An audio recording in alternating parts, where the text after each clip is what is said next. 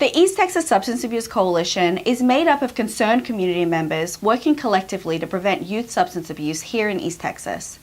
You know, research is becoming so clear now about the link of underage drinking or early use of alcohol to alcohol dependency.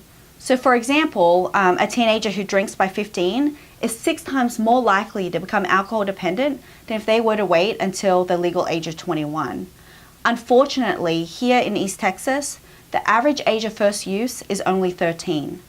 I really do think that the biggest contributor to this problem is the fact that we're living in a society where attitudes are becoming increasingly tolerant to underage drinking.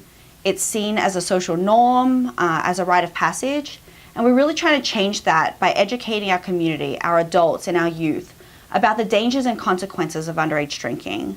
Not just looking at the physical consequences, but the emotional, financial, legal, and psychological consequences that we don't really often think about.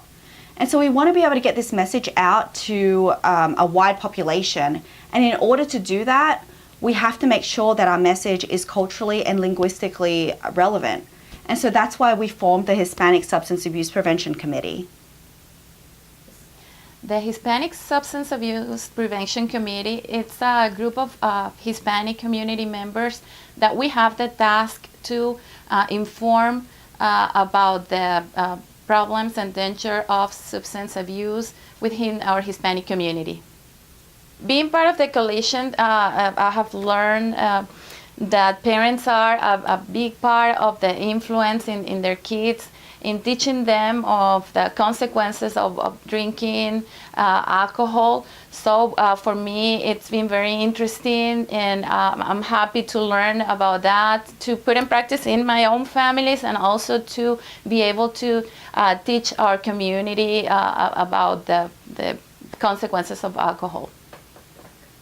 The problem with drinking in the Hispanic community is that it's normal. When we come from our countries, it's something that drinking is not seen as a problem. It's seen as a cultural norm, and we have a lot of also a lot of celebrations, quinceañeras and parties where alcohol is present there, and we don't have the knowledge of how having that alcohol there influence in a bad way our kids. I also learned in the coalition that parents are number one influence in the life of their children when we talk about underage drinking.